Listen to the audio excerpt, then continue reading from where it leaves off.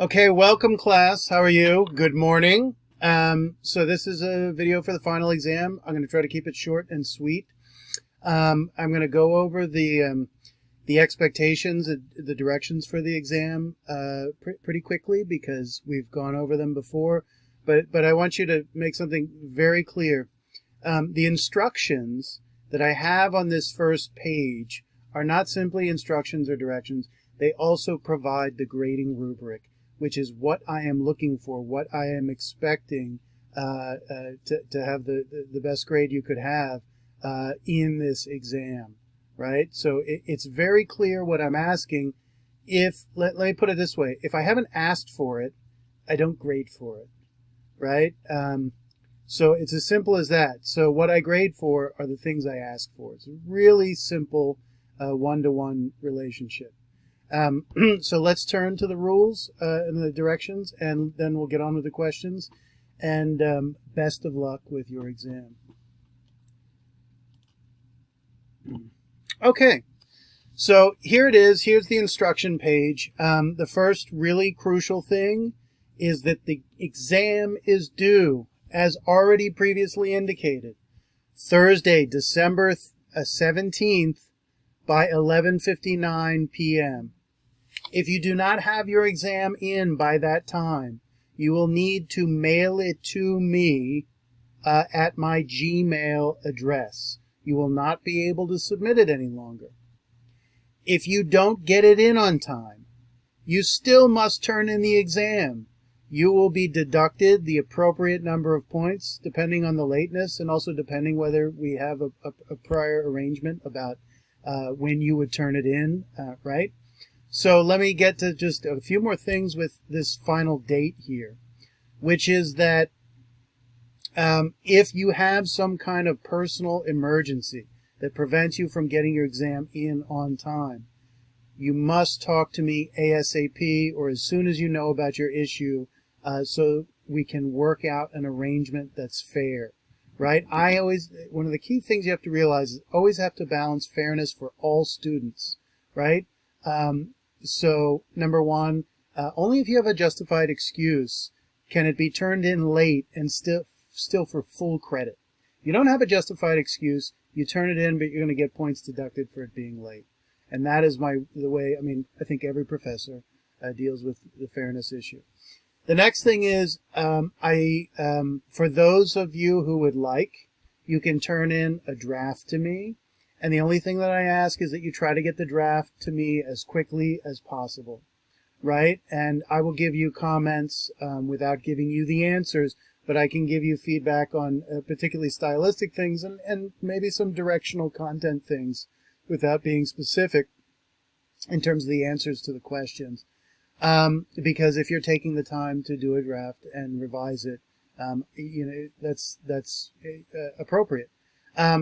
Obviously, just because you've given me a draft, it doesn't magically mean your grade is going to be necessarily better, right? The key thing is that once I've given you recommendations, you really have to take them, right? You have to, there's got to be a substantive difference between what you've given me and initially in the draft and the final product, right? So that's crucial as well. So please make sure you've got your name, class time, indicated on the exam. All words should be in a Word document format, right? So make sure that you're using the appropriate format. Things like WordPad and these other things, they're not appropriate for turning papers in a college. And most of you follow that. And also, if you have to email it to me directly, please don't send it as like a Google Docs where it's a link and I've got to open up 5 other pages. Please just send it as a straightforward attachment that I can open up directly from the email, right? So issues of formatting, I think most everyone was pretty good in the midterm. There were a couple outliers there, but 12 font, 1.5 spaced, regular standard margins that come with Word. So don't go playing with those things because it's you can fit something in and make it longer or shorter by doing that, but I'm still going to be able to tell, so it's not really going to help. So then just a reminder, there are going to be two essay questions, and each answer, the answer alone, not including the question, has to be 2 pages long. And one little bit of formatting that I just saw on the midterm, start your answer at the top of a fresh page, right? Don't start your answer, like a third of the way down on a page and then it goes on the next. Just start with, question number 1, question number 2, and the question, and just put the everything on a fresh page. So you've got the answer starting at the top of the page. Just little formatting things, not a big deal. I don't think I took points off, but just as a habit of writing essays and anything in document form, that should be an obvious consideration. All right, so if you go a little over 2 pages, that's obviously not a big deal. But the thing is, if you're going to do that, you really need to make sure that you stay focused on the task at hand and not just filled up with extended quotes that are really either irrelevant or that they could have just been paraphrased and the reader would have perfectly well understood what was said in to begin with, or unnecessary summary, right? So I'll talk about some of the reminders about some of the issues with the midterm that will be helpful for the final. Remember, we're not after summary, we're after analysis. Yes, there's a certain amount of recapitulating the story that's necessary to establish context to let the reader know what's being talked about. But retelling the story is not answering the question, right? Okay, so obviously the two things we're looking for here in terms of the paper and its grade is one, the issue of substance, and the other, the issue of writing quality, right? So substance, we're talking about 2 primary things. Number 1, that you make a claim, right? And then you support it with evidence from the text, and that your answer is some combination of facts derived from the text and interpretations derived from those facts. Interpretations go beyond the facts. So one thing that I repeatedly put on the midterm for almost everybody, I felt like I said this, and is that you don't want to summarize or retell, you want to analyze and interpret, right? A summary is a recapitulation of something, and an interpretation is an analysis where you try to discern the meaning of the thing. What does it mean, right? And so the evidence from the text comes from paraphrasing the text. It comes from direct quotation when that's appropriate. And one of the things I want to stress, the last instruction here, is that you must support your claims with evidence from the text. You must support with examples that illustrate what you're talking about from the text, right? And those quotations become the kind of bedrock for the paper, right? That your claim is supported by the best evidence, which is the text, right? So the substance, as we see in number 12, is a combination of facts and interpretations. And you see 13, you must cite. And it's important that when you cite something that's not really self-evident, by which I mean completely self-evident, you want to explain what has been said. Almost always it is necessary when you quote verbatim to explain what has been said, right? Either because it's somewhat figurative and need interpretation, or because since you're making the quote without the full context of the story, you maybe need to provide a little bit of that in explaining its meaning. Okay, so we'll talk about more of the substance issues when we get to the questions. In terms of the writing, right, I've described this as an essay format, and simply what I mean is, number 1, a coherent and completed answer of 2 pages in length, number 1. Coherent and completed means that everything has been addressed appropriately and it's been done in an organized way. So the classic kind of essay format you learn is, introduction with a thesis somewhere, a body, and a conclusion, right? For our purposes, the summation part, the conclusion part, is not necessary. but some type of introduction that provides the thesis, which means the answer to the question, right? The general answer that then is supported by the details, right? A certain amount of introduction is appropriate because we want to situate the reader as to what we're going to talk about. But a few key things about the introduction that I noticed on the midterm. Number one, you must go beyond reformulating the question as a statement becoming your opening line of the essay, right? That is not a bad strategy. The key is when you do that, you need to go to take the structure and the language of the question, but you need to go beyond it and get to the specifics of what the answer actually is, right? So if I say, what is the figurative journey in the Odyssey? The thing you do not want to write for your introduction is, there is a figurative meaning to the journey in the Odyssey, right? Because that's assumed in the question. You haven't said anything more than what the question already states. And the key point, every sentence you write should drive the point home as to what you're trying to say. You're trying to advance your argument with every sentence. You should be adding to what you're saying rather than, I mean, you can keep saying more, but not really advancing the claim that you're making, right? So it's an important distinction. So you want to add a new wrinkle with every sentence. So a sentence like that, you need to give some insight into the nature of the figurative meaning if you're going to do that. So that's what I mean by essay, right? And also consistent with essay writing and a thesis.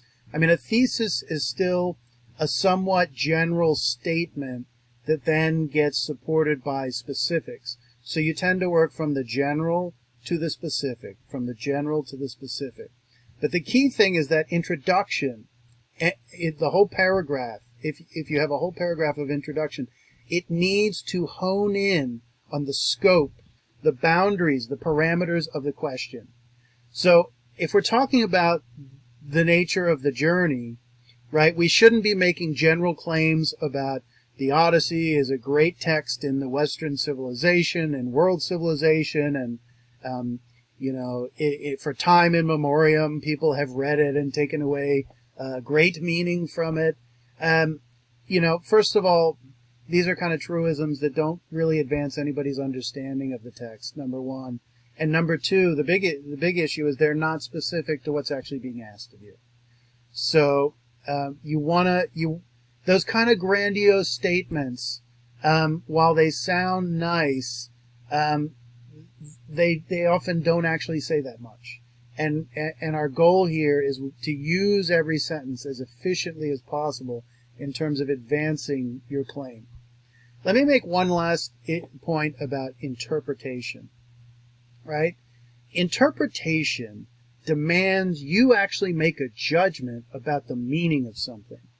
It's a kind of feeling where you feel like you're going out on a limb about what you think it means, because the text doesn't, the whole point here of a poem is to drive the reader to consider the subtext of what's really being said underneath the words, right? The poet does not come out and hit you over the head with their meaning. It's something we said at the beginning of class. And of course, trying to attempt to understand exactly what you think the author means taking the risk that you could be wrong, means thinking for yourself. It demands that you say, well, what do I think it means? And it's not in a vacuum, right? It's based on everything that we've covered. It's based on the videos. It's based on the PowerPoints. It's based on themes we've established. It's based on certain emphases we've had, and so on and so forth. So it's anything but arbitrary. But ultimately, you have to be aware that you're being part of this assignment is asking you personally as a thinker, an interpreter of human speech, of communications between people. What do you think is being said?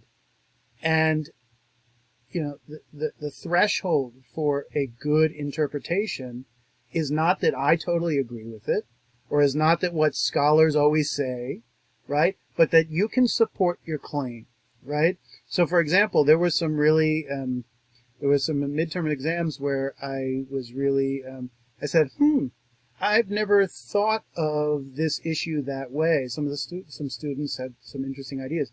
And I wasn't sure necessarily that they were totally correct, but I could see the wheels turning, and I could see that this was a highly plausible concept, and that it merited a kind of inquiry into it, and the students supported it with reasonable evidence from the text and their own thinking.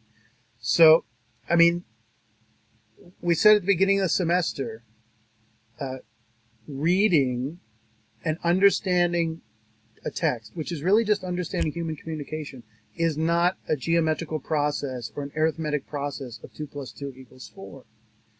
And that does not mean it's arbitrary either, but these are the ambiguities and the interesting ambiguities in human communication, right? We're always in a position of trying to understand exactly what we think someone else said without being inside their head, right? So that's part of the problem of the communication issue. It's endemic to literature and to speech in general. And to come back to what Harold Bloom said, he said, if we were to retain any capacity for judgment whatsoever, we must read. And I think he's ultimately right about that. Maybe we have to read in a certain way too, but we have such a tendency as human beings, for all kinds of reasons that are completely legitimate, to be passive in our understanding and to accept what other people have told us. And the interpretive aspect of this assignment is for you to come up with your own interpretation that stays within the bounds of what's in the text, right? And that really, in some sense, is very broad. Okay, so in terms of the structure, we've talked about the issue of the introduction, right? The other point I just want to make is to stay on task and to stay on focus and to stay very clearly within the bounds of the question and to ask yourself when you proofread, is this sentence, is this paragraph, is this contributing to a response to this question? Is it contributing to what I claimed up here in my initial thesis about what I thought the answer was? Because if it's not, it needs to be edited in some way, shape, or form, right? So the goal is really to stay honed on those things and to see the way in which they contribute to the answer or not, and to edit out those things that don't seem to really be driving your answer forward. So one last thing on that note.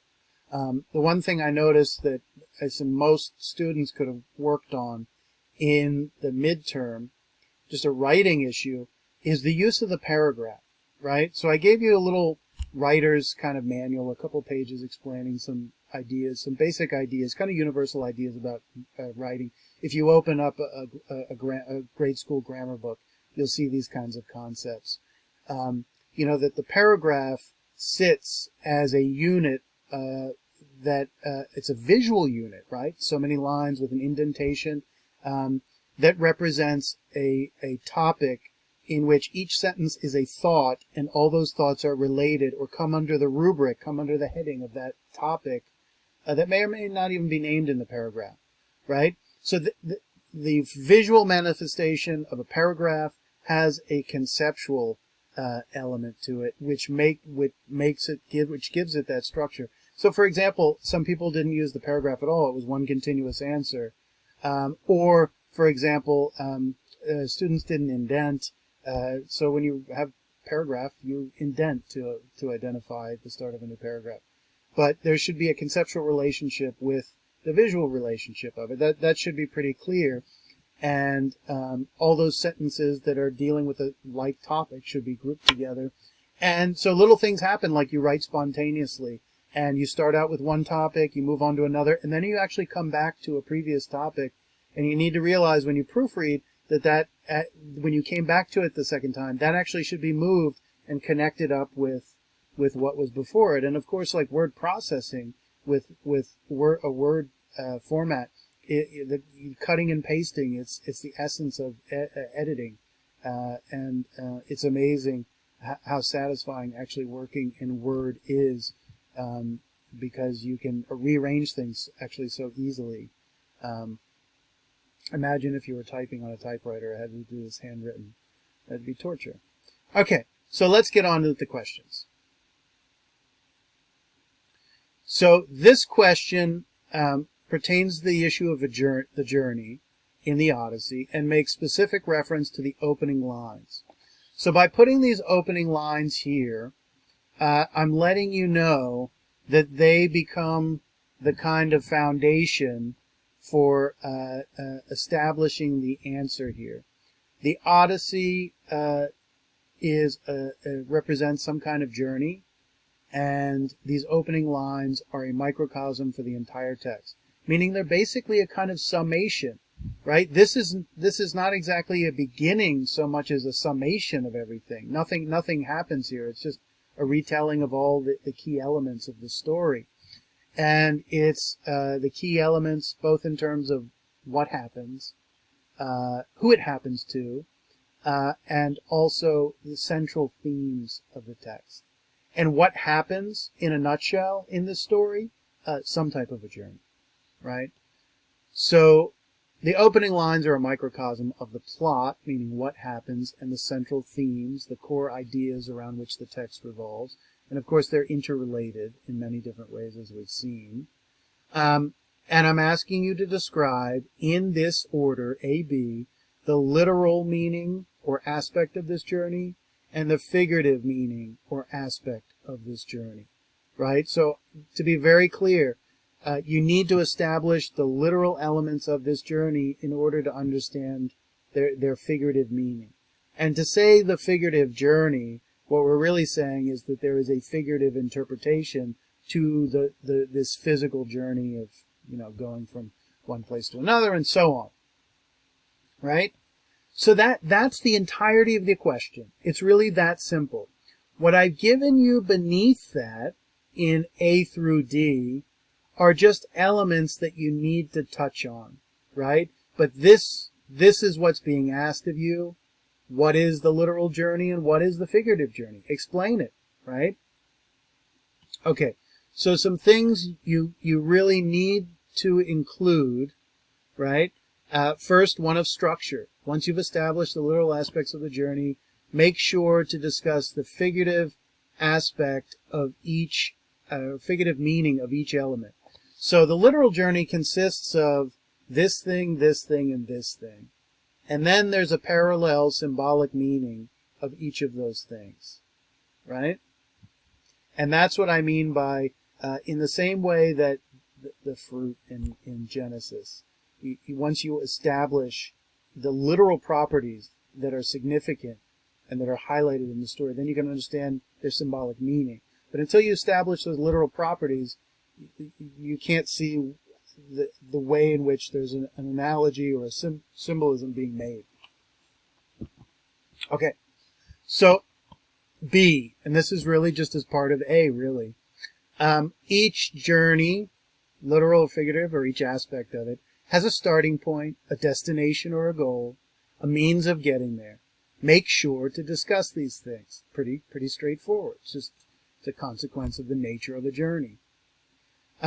Then, and this is still related, make sure to discuss central themes of the text and how they relate to the two journeys. So there's a number of themes that we've talked about that are relevant here, right? And I'm not going to go through all of them because it's going to be your choice which to emphasize and not emphasize, right? However, one thing you must talk about among the other themes is the issue of human nature, especially because these opening lines let us know, inform us that the entire story is about a man of twists and turns, right? So the journey is born out of this man of twists and turns, and the journey happens to this man of twists and turns. And of course, we have posted on Blackboard in the previous weeks the analysis of the opening lines, giving the meaning, the shades of meanings of andra polytropos, or the man of twists and turns. And so there's two concepts here.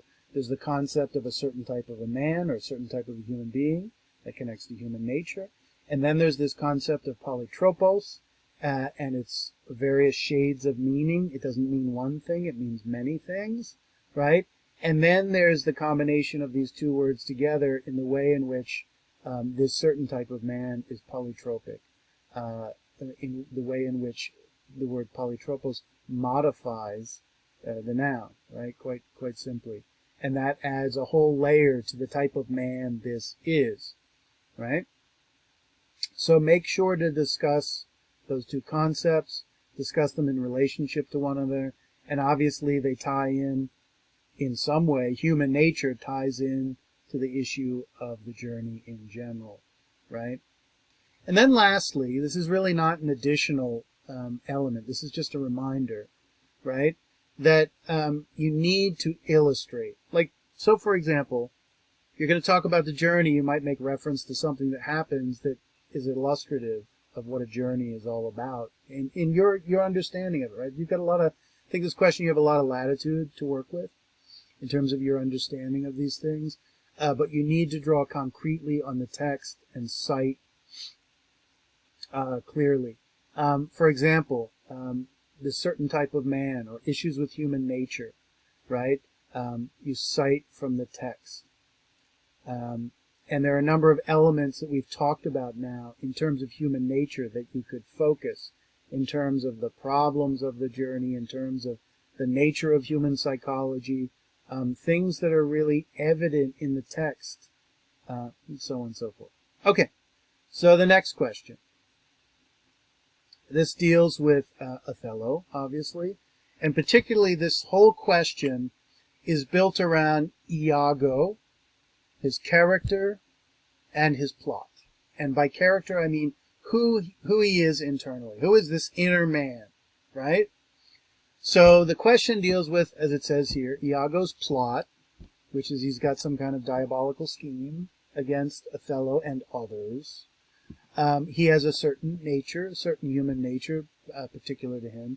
And then he's got motives, right? Let's just be clear for a second. His plot, his nature, and his motives are all interconnected, right?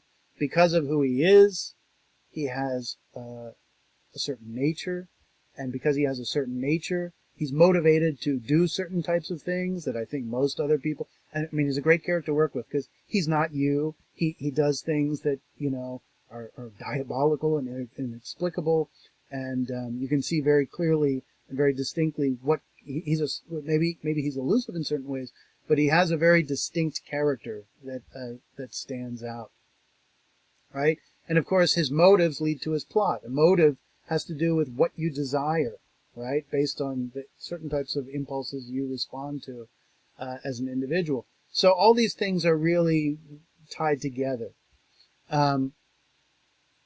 But I would like you to attack these questions in the following order, right? So at the outset of the play, he talks about his plot in rather elliptical terms. And as the play develops, the only person who really sees what his plot is the reader or the spectator of the play. Othello is clearly oblivious to this plot until the end. Rodrigo, Cassio, they are completely oblivious to this plot until it's too late. So there's this classic use of dramatic irony where we see what Iago is doing, and the other characters do not see it. And it's precisely because they do not see it that they're susceptible to the plot, right? However, the reader is not let in on the whole plot all at once. We learn about the plot over time, and so he says in Acts 1 and 2 that he has this diabolical plot. He calls it a monstrous birth that is going to be brought to the world's light, right? And so there's two elements to this question. One, what is the plot? Right? What is he conspiring to do ultimately? And we don't really see the full picture until the whole play is played out, right? But at a certain point you get an idea. And I ask you both the means and the ends of this plot, by which I want to know the mechanics of what he's actually up to. It's not enough here to say, well, he wants to get Othello, right? Because number one, he doesn't want to just get Othello. He wants to get a number of people, and he sets, there is one larger plot to get Othello, but there's a series of subplots that are mechanisms that build up to getting Othello, right? So that's one aspect. I want you to explain what that is. It's fairly complex, actually. And this says something about Iago, ultimately, that he would even contrive this whole situation to begin with. But he calls it a monstrous birth. A monstrous birth. And there is this very kind of ominous, bestial language, right? He says there are many events in the womb of time which will be delivered. Well, he's talking about his plot. And then, womb of time, it's going to be brought to light, it's going to be given birth, and he calls it a monstrous birth. So it's really, it's rather grotesque, right? And why does he use this language, in describing it? What is this whole language of birth and womb and things of that nature? Obviously he's a man, he doesn't give birth to babies. What is it he's giving birth to, and how does this metaphor work of birth? Okay. Next thing, what kind of person is Iago? Again, this is a pretty open-ended question. So you establish what you think he's all about, and then you provide evidence from the text to demonstrate. What makes this man tick? What part of the soul do you think he's motivated by? And remember, everyone is motivated by all three of this: reason, spirit, and appetite. But typically there's one thing that drives them more. Reason has some kind of, it's about curiosity. It's also about just the use of your intellect. Spirit has to do with issues of recognition and honor and being valued by others. And appetite has to do with bodily either needs or desires, right? Connected with what kind of person he is how he presents himself to others. And I want you to talk about the role of appearance and reality in explaining his identity. Human beings have this ability to present one image, and what's going on in here or in here, it is invisible. It's invisible, right? And so the point is that he uses this aspect of human identity to great effect. And we should say that one of the interesting things about Othello is that what he presents here is what's going on in here. Where Iago, this and what's inside are two diametrically opposed things, and he exploits this capacity to misrepresent himself to everyone he meets, including his wife, right? Even she knows he's not the most innocent man, but I don't think she has a sense of just how diabolical he's really capable of being. It's interesting, because she's no fool herself. She's quite a savvy woman. So this issue of appearance and reality manifests in this wonderful quotation from Act 1, Scene 1. He says, but for seeming so, he's going to seem so for his peculiar end. That's his goal. His goal is to get Othello. He says, for when my outward action doth demonstrate the native act and figure of my heart, in complement external, 'tis not long after, but I will wear my heart upon my sleeve for daws to peck at. I am not what I am. So there's a lot of interesting elements to this. We'll talk about it in class. But he says, I am not what I am. Now, it sounds like a logical contradiction, but of course what he's really saying, what I appear to be is not what I am, right? And perversely enough, this is an echo of biblical language where where God is asked about himself, and God says, "I am that I am." It's this famous passage in the Old Testament or Hebrew Bible, and it's of course the buck stops there. What does that mean? What are you really? No, really, please tell me. I want to know, right? And this is why I'm asking this question. There's a great mystery. So there's a lot of creative thinking that can go on here about what really makes this man tick, because there are elements about him that are rather opaque, whereas Othello is a kind of open book in many ways. And he seems to be saying something to the effect like, well, I'll leave it at that. Okay, so then what is the true nature of Iago's motives? I suppose if you can figure out what kind of guy he is, you can explain his motivations, because the two, you are what you desire, we said. Man's character is his fate, right? So who you are is how you live your life, and who you are motivates you to live in a certain way. So what are his motives? And I'm not going to go through the details here, but the point is, at different moments in the play, he has different explanations for his motives.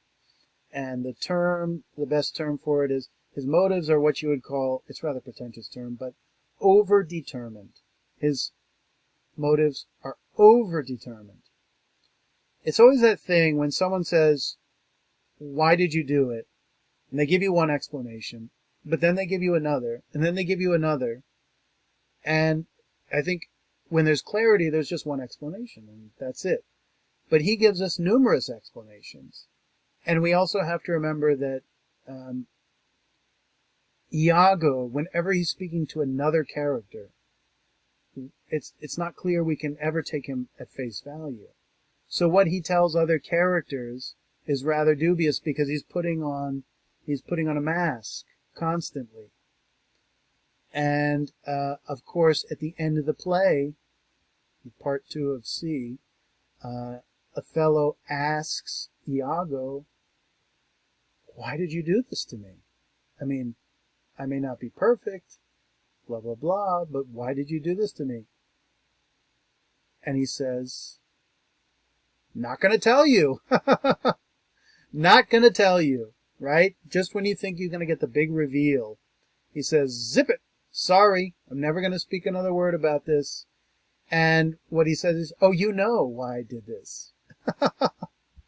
He says, you know what you know, which is an echo of I am not what I am, right? This kind of tautological, well, what is it that you know? And your response is, I don't know, right? So this is a pretty simple question here. You know, the focus is on these 3 parts, and the breakdowns within the 3 parts just give you a little extra focus in terms of what to think on. Let me just make clear, with the questions for Othello, wherever I have given you a quote here, or indicated passages in the text, like down here, it's imperative that you address these in one shape, way, or form or another. You've got to address them, right? If the text is in the question, you've got to address it.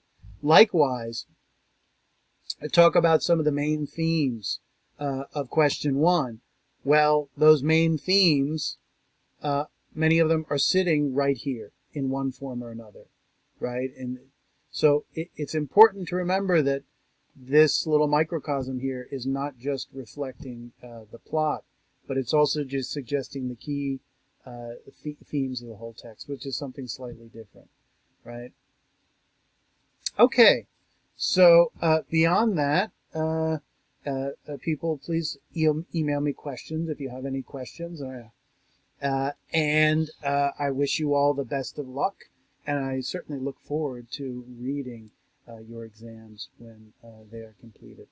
So thank you much, and have a good day.